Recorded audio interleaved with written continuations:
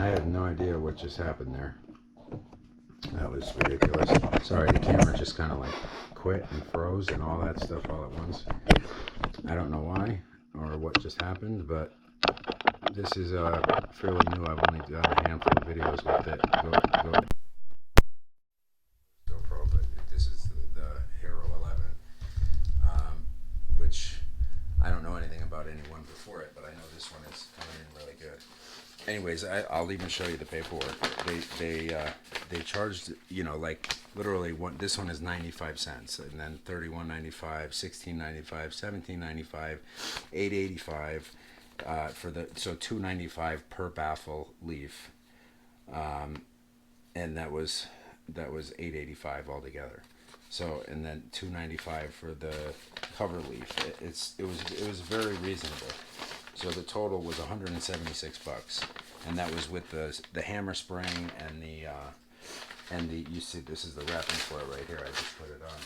So this was the shroud, this was the hammer spring and the set screws, and then this was the rest of the moderator assembly. But I honestly, to me, it was worth it just because the research, like finding out, you know, what other suppressors are out there and what they're capable of. And this one is actually very capable. It was surprising. It was pleasantly surprising. It was definitely, it's a good moderator. I like it. I don't like the size of it. I wish it wasn't in the way of a 580 bottle that I had to switch it back to a 480, but that is what it is. The thing with that gun is it's only a 250 bar, so you can't go to 300. You can't put a 300 bottle on it. It doesn't want to take 300 at all. It doesn't shoot right at, you know, if you can go a little bit over 250, but at 300 it's not going to shoot right. I don't really know why exactly that is. It's probably something to do with the kind of regulator they have on it, and also the hammer setup probably. Well, the valve anyway that the hammer's hitting. But I don't know. I may look that far into that gun, or I may not. I'm not sure, but I'll keep you guys posted. But more of what I'll be doing is the 3D printing, the CNC machining, probably some of it for parts for the guns, but also the Challenger I got to finish. I just did the clutch and the axles in the back because I broke an axle and blew my clutch at the same time. Now I did all that and it's been running beautiful, and I get on it pretty hard, and I broke the drive shaft and the differential both at once. So now I have to replace both of those, which I just another $4,000 out the door, which I knew it was coming because I'm gonna put a stroked motor in it, and when I do, it's gonna need that stuff to be able to handle it. I'm gonna do a 426 and probably a Whipple on top of that. So I can't do all that without doing all these parts anyway, and strut tower braces, and I've already done the front and rear end and suspension and all that, but all the other performance modifications I've already done. Anyways, you guys will see about that in my car videos, but I will I'll let you know in the next airgun video about the barrel. Maybe it'll be about the barrel for the raw. But overall, the HM1000, it's an awesome gun. Especially if you're a pellet guy. I'm not really, but I have to be halfway well, not halfway, but anytime there's a competition and any practice for the competition to get the gun ready. So yeah, it's pretty substantial, the amount that I have to be using pellets. So it's good for me to have a gun that's good with pellets, especially at those velocities, because when you get into longer ranges, if you can maintain accuracy with pellets at that velocity, you can definitely maintain it at long range. So anyways, I appreciate you guys. Hopefully that told you some information you wanted to know about the HM1000X or helped you make a decision. But anyways, I will see you guys probably fairly soon, or you'll see me whenever you feel like clicking on a video. Later. Hey guys, Chris here. So I wanted to do a short video on the HM1000. I've had this gun for a little while. I didn't do any kind of reviews on it because I hadn't really gotten a feel for it yet. I actually bought it without the moderator that comes on them that they're notorious for, and I called the manufacturer and I asked if I could buy one, because I wanted to, if you guys, if anybody watching has seen any of my other videos, you probably saw my little adventure for, sound moderation and accuracy.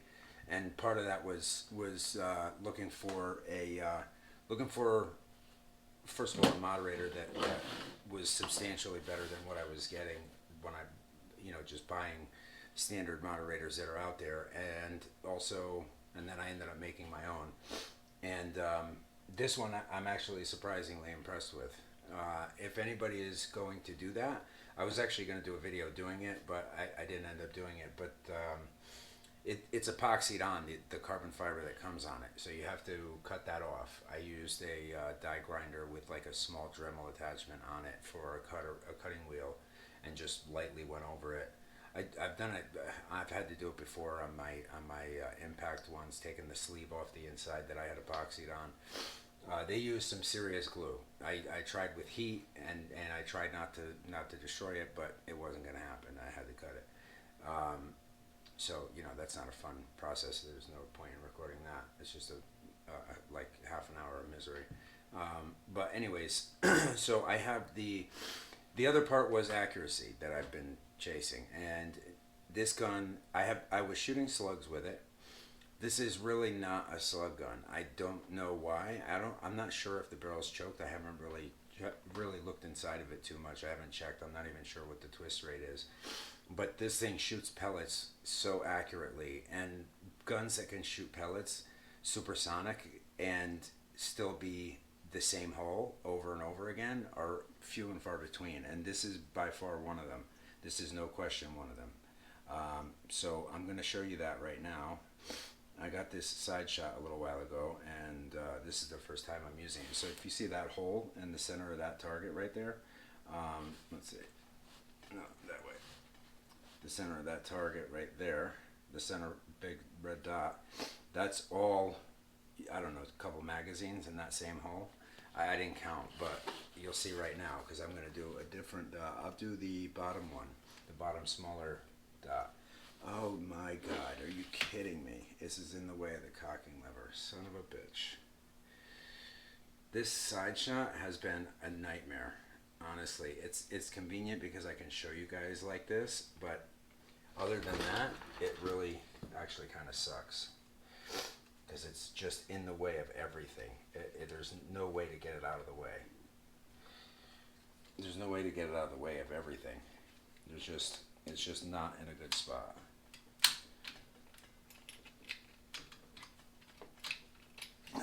Fuck. Well, I guess that's not gonna work out. Oh, the mag is empty anyway.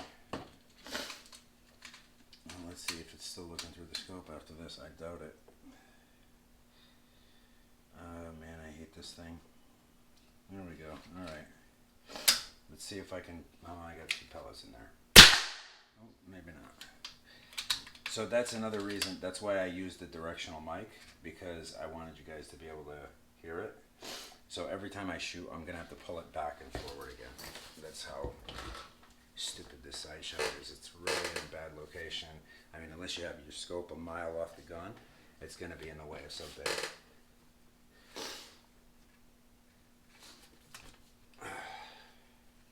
Anyways, I didn't obviously do a review on the side shot, because if I could put the GoPro on there, and then I could just start the video and put you guys right on the gun and let you see down the scope, that would be great. I thought it would be great to do this, where I could show you the video while I'm shooting and be able to talk to you about it, but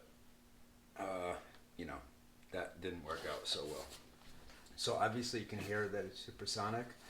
I'm gonna go for that bottom hole. That bottom circle. And then you see some of the little dots on the side. I don't know how well you can see it there, but some of those small dots at the bottom, right there on the right on the camera, but it's actually on the left. I have to switch this. But those I was shooting for each hole, and it's blowing them right off. It's shooting almost 1,200 feet a second when I'm using the Pro Chrono. This one, once in a while, you'll hear it say 1,114 when it's a little slower, when it's transonic. But pretty much every shot is supersonic. So It's right in that, just breaking the sound barrier. So I'm gonna go for that smaller circle on the bottom, dead center. Every time I'm gonna have to do that, and every time it's gonna mess it up. What happened? Where is it? No. You're such a bitch. There we go. Oh my god, what a nightmare. This thing is a total nightmare. Okay, so, and it's going to keep going like that every time. I have to just move this back. Oop. Obviously, I loosened those up. Okay, same spot. Oh, didn't even cock.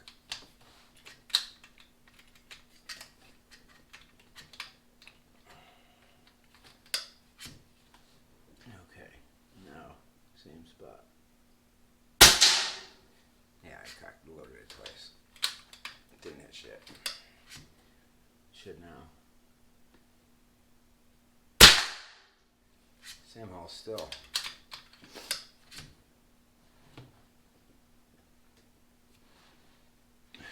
What the hell, dude?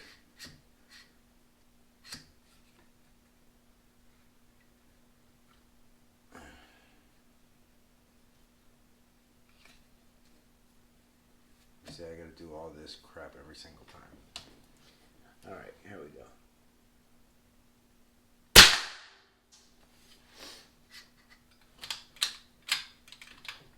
Fucking thing. It's gonna be double loaded, I bet. And still can't see. Great. Okay, there we go. Nope, got it. And you motion sensor lit. Hold on.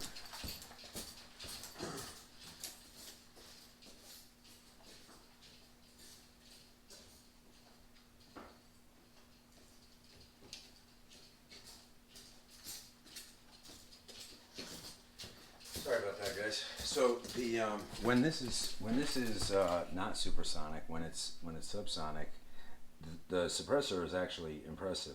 I haven't done decibel readings or anything like that as of yet, but it's impressive as far as, you know, like the decibel readings that I've gotten off so many other magazines, because I've done, I mean, so many other magazines, so many other silencers or suppressors. But I've done a lot with suppressors and made a lot of different kinds, made them different ways, you know, with different kinds of material, and in the end, a solid aluminum baffled, you know, it's just a solid piece of aluminum stock machined into having baffles is the best thing. It's the best thing. It really works. I think the closest one was 19 decibels louder than mine, and that was the Impulse, and the Trident was very close. I did a video on it, but I know it was right around 19 decibel difference, the closest one. So I'm gonna polish off this whole magazine in that bottom circle and show you guys that you can hear. I mean, I don't have to tell you. That's why I use the directional mic. It's supersonic. Fucking thing. This thing really is a pain in my ass. Alright. So to be this accurate at those speeds with an 18 grain pellet, these are Diablo exact 18 grain 22. To be that accurate with those pellets at those speeds is pretty insane. I mean, I haven't even gone outside of a half an inch. I don't know how well you can see it through this thing. Hopefully well enough, because if it's a pain in the ass and you guys still can't see it, it's not really worth using. So I should have just stuck with the video editing from because at least the Tacticam works and it's not in the way of anything. Yeah, same damn hole. And the FX chronograph is on, so you'd be hearing the speeds if it could read it, but it's going too fast for it.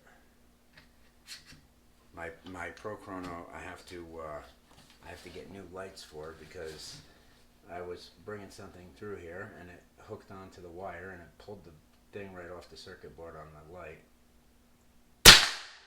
And I soldered it back on once, but son of a bitch. I soldered it back on once, but the second time it came off, it just was beyond soldering because the whole pad on the board that I could solder it to came off.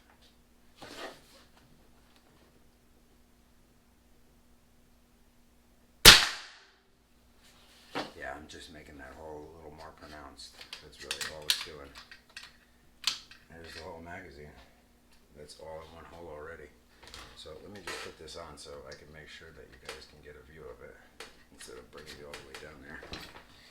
So that's at 50 yards. Yes, it's indoors. There's no wind or anything, so that is a factor, obviously. But I could put my vortex up there, my air mover, and that would be more wind than we're gonna get outside anytime soon. It's 3,000 cubic feet per minute.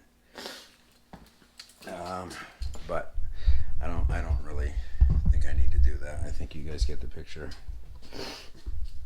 Let's see. So there's two of the groups. That center hole right there, the center dot, that's now a center hole, or the center hole in the center dot, and then the bottom one, which is, that's probably a third of the size. I think that's 1 and then 2.5 inch, roughly a third of the size.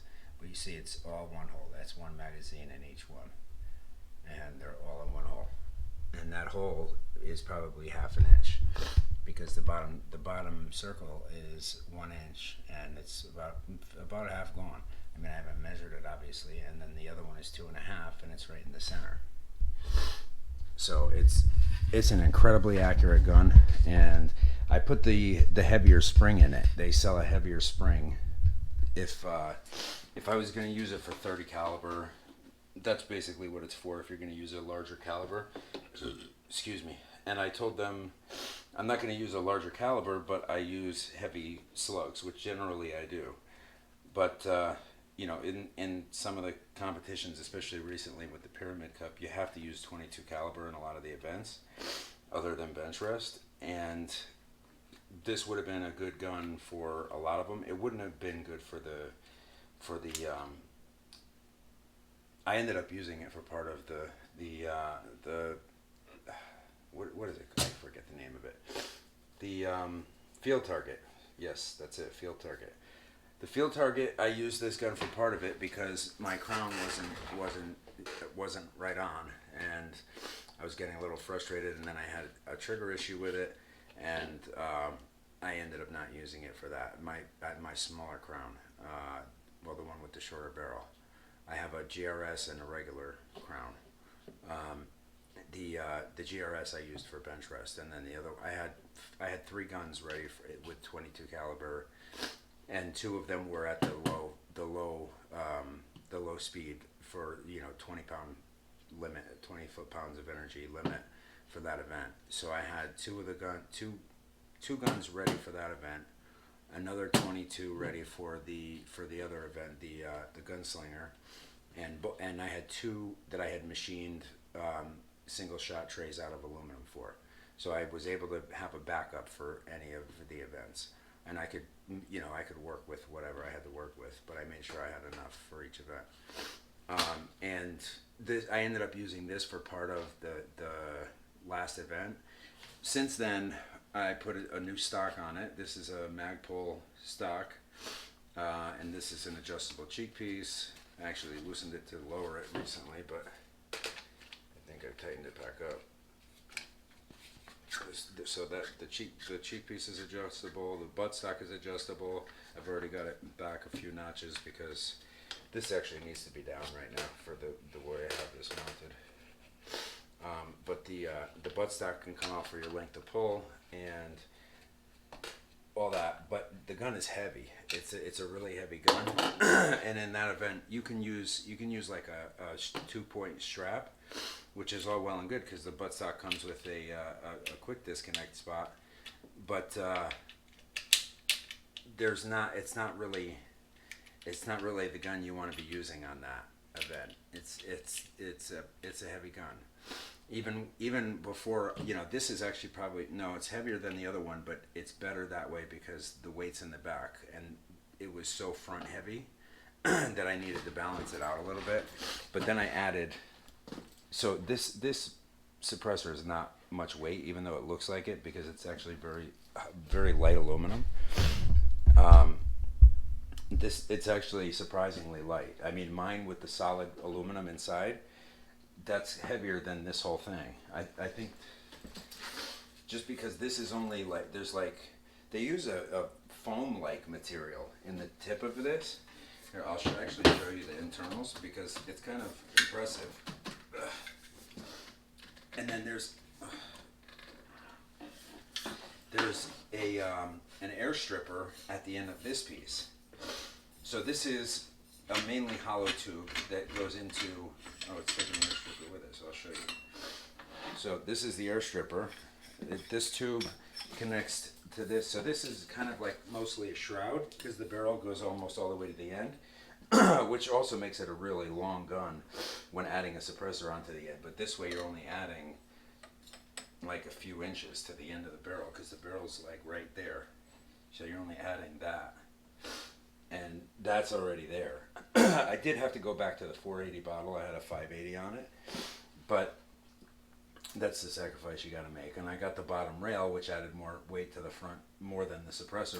The suppressor might have removed weight once I put the other suppressor on it. But definitely the bottom rail added weight, which I would probably take off if I was going to use it for that. But I don't know. I didn't seriously enough consider it to actually consider doing it, using it for a field target event again. The last one I used it at, I had the original buttstock on it, which it looks nice, but it's really flimsy. Oh, this is actually the part I wanted to get off to show you the inside of this, because it's actually kind of impressive what they did. They used a very light material. It's like a hard foam. It's a hard foam, almost like, what could I compare it to? It's, I would say like siding insulation, but not even exactly like that. Wow, this thing is really in there. I tightened it on too. I did not thread lock that or anything. Shit. I don't know how I'm going to show that to you now, but I'm sure I can. Let me put it in the vise. Hold on.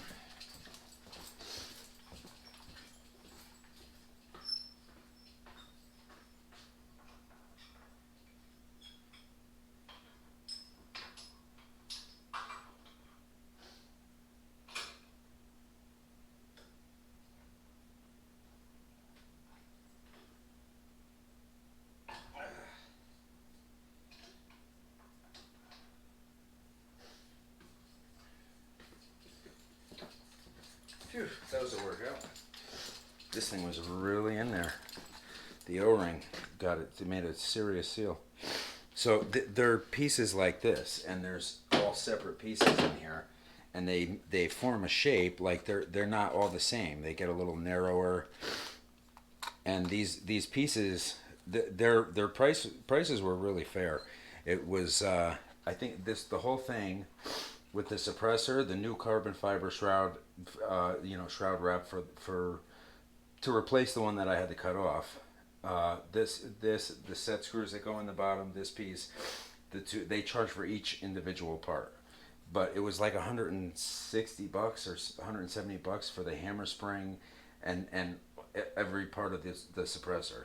This cone, this sheathing, this tube, each one of these, they literally charge for every single part individually, but they're such reasonable prices. I mean, total, it's less than the average suppressor with the hammer spring. So these have this shape in them, and you just turn them so that they like go into each other, and it's a very interesting design. The only suppressor that I haven't modified has been the Behemoth that came with the Ed gun, and this one I'm glad that I actually did it. I didn't know for sure if I was gonna like it, because I had seen somebody with a raw at that same field target event, and he was using it for that, but he had the wood stock, so it's much different with this stock. This is a heavy stock. the the the guy who was using it was he had it with a carbon fiber silencer that went over the carbon fiber barrel shroud, which was interesting. And I tried to order one of those, but they didn't have one, or they don't. I don't think that they make them anymore. See that? So it's going over the barrel right from right there. It's just that much, just like an inch. It's like an inch past this, and then the rest is threading on to the inside of this part. And then this part goes, this carbon fiber actually goes up a little, quite a bit further, and then that stops after this part, and then you just have a couple of set screws on this on the bottom, a couple of small, I think it was 3/32. It's the standard fittings are the standard screws or Allen screws, whatever, are throwing me off quite a bit, because all the other guns are metric. This is an American gun, which is, I think, my only American gun, but it's every American car uses metric everything. It just, I don't know. I don't have much that's standard, and I have 3 American vehicles, and all of them use all metric. That's all I have is metric everything. I mean, it's not all I have. I just don't have nearly as much standard stuff because I never use it. And as far as all the Allen key stuff for working on these, I have one set of standard. That's it. I don't have any ballpoint, standards. Oh, actually, that's not true. I have one set of the L-shape Allen with the ball heads, but usually I use the 1/4 inch drive ball heads so that I can use a power screwdriver or something, and then also the Torx screwdriver for scopes and whatnot. But I don't have a set for this, so I've been having to use the straight ones and the L-shaped ones when I don't have enough room for anything else. But anyways, this gun is incredibly accurate. I mean, it being standard is obviously a stupid minor thing. It's definitely not something to prevent you from buying the gun, because this is an incredibly accurate gun, impressively accurate gun. I'm thoroughly impressed with how this happened by coincidence. Me trying this with the pellets at that speed. I had this set up. I was setting it up. I was tuning it for the 40, not 40 grain. I made 32 grain 22s for a couple of the weaker guns, like this one and the Crown, which I ended up going back to a 25, and I've got that with a 380 millimeter 25 caliber barrel, shooting around 950 feet a second. So this one is shooting with the slugs. That's shooting that speed with 40 grain 25 caliber slugs. I've had to make some of my slugs a little smaller because of some of the guns. The Ed gun, for instance, it shoots best with those 40 grain 25s. I tried it with 45s. I usually shoot 48 grain out of the Panthera and the impact when I have it in 25, which right now my 2 impacts are, one is a 22 that I bought a 22 and left it that way because I was so tired of going back and forth tuning. But going from 25 to 30 is a lot less dramatic than 22 to 30. So my original impact, I go back and forth from 25 to 30 on occasion. I try not to switch because I have other guns that I could use instead, and it's just too much to have to tune it to perfection every time. It's got to be a good reason to change it if I'm going to do it. Anyways, so that's why I leave one at 30 if I ever need it for bench rest, and I leave one at 22 if I ever need it for one of the other events. But primarily, I've been using the Crown. I did pretty good in the bench rest with it this time. No problems like last time. I didn't shoot targets that weren't sight-in targets for a sight-in target. When honestly, I don't know why they didn't let that slide, because really every federally recognized rifle association has sight and targets on the top. And that's what I did, and I shot the bottom targets as if they were regular targets. I would have thought they would have let that slide, but anyways, this time that didn't happen. I did a lot better. I didn't make the top 12, but I think I was in the top 15 or 20. I don't actually know for sure, but anyways, the gunslinger I know I did good in. There was only one guy shooting faster than me, and he had the pump action on his impact, which now I'm gonna have to put a pump action on my impact. I'm gonna have to make one because that made him so he shot so fast. He shot really good. I mean, I didn't miss a target. I had 15, 3 sets of 5. I was on my 4th set, and I had a couple of them down, but he was already done. It's only 25 total, so I wasn't that far behind him. But it just goes to show you how fast that makes you be able to shoot. But anyways, this is about the HM1000. This is an amazing gun. It's a very heavy gun, which is the only downside to it. Even it's not like most of my guns are light, so it's not something I'm not used to. But this is really an especially heavy gun. This is heavier than my impact, and it has less stuff on it because it's heavier to begin with. When you get it, it's a heavy gun. This stock is aluminum, but I found out that it is 70-75, which I assumed it was, because if it wasn't made out of light steel, it had to be. This is very heavy aluminum, and it's machined out pretty thick. It's not like this is very thin metal like the impact. Their frame is very, very thin. It's about as thin as you could go with that much power and pressure and whatnot.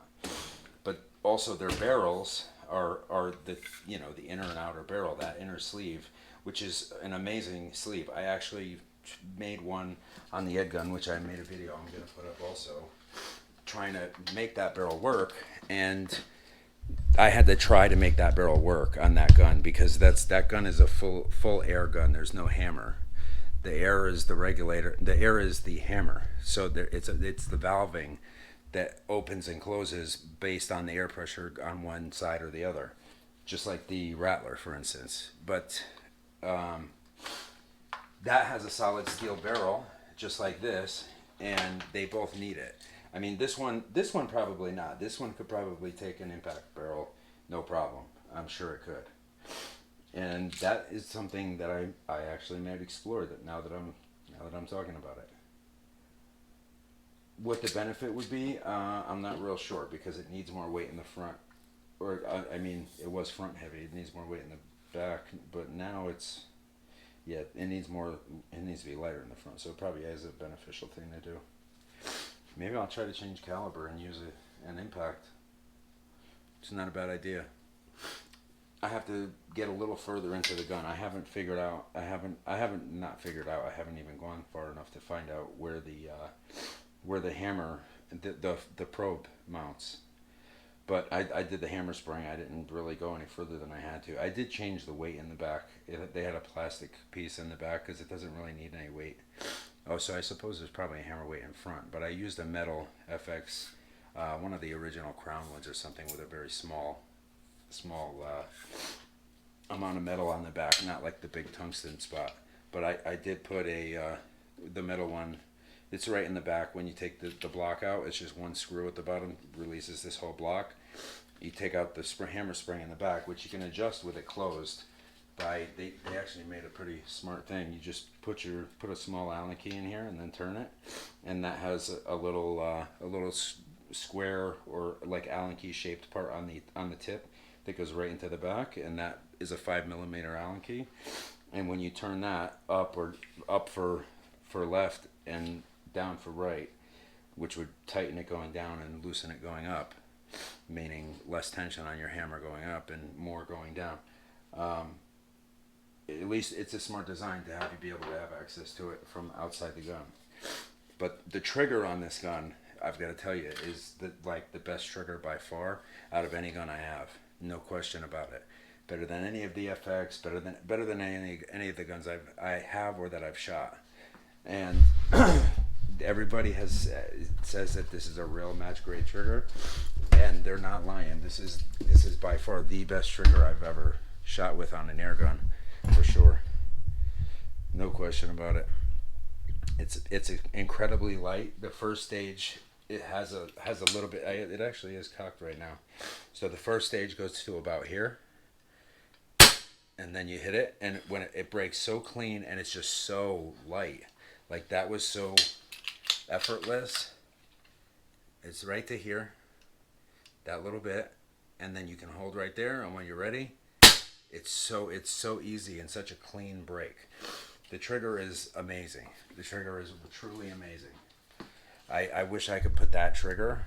There's not a gun I wouldn't put this trigger on.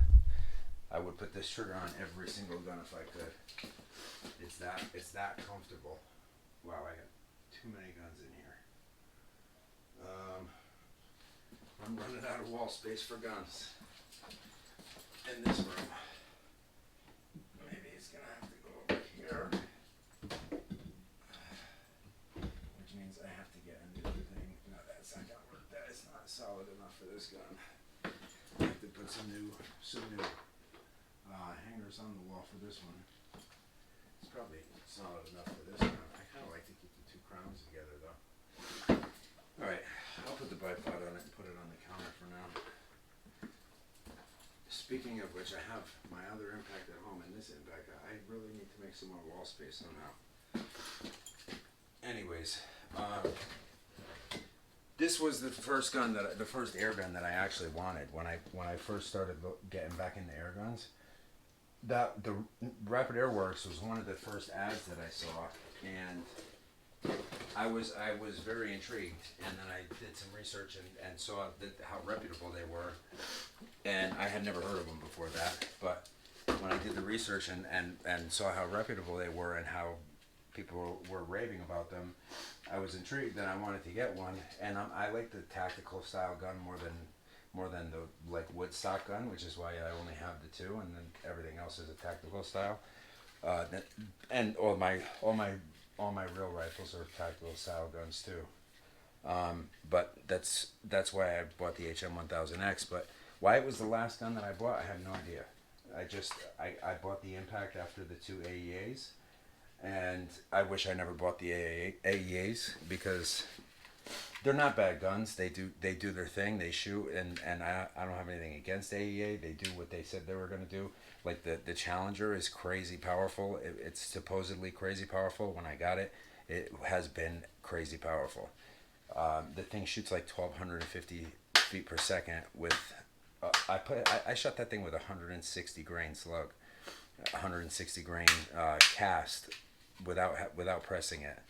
I've never made the 30 caliber slugs that big because I don't shoot that gun very often because air goes in your face every time you shoot it, and it's just not a comfortable gun, but it's everything they say it is. It's extremely powerful. Anyways, this is not about AEA or their guns. I just am telling you that's the first gun that I bought, and then I went to FX and I liked their guns and I bought a bunch of them and I tried out the Ed gun, and anyways, the last one I bought was raw, and I think I'm going to leave it there for now because as you can see, I have too many air guns and guns around to fit, and I need to pump my brakes, and I'm gonna focus on the ones that I have, and I have a lot of work to do to my car, but I'll still be making some videos. I'm still gonna be doing stuff to these guns, but I actually am probably gonna do that barrel thing.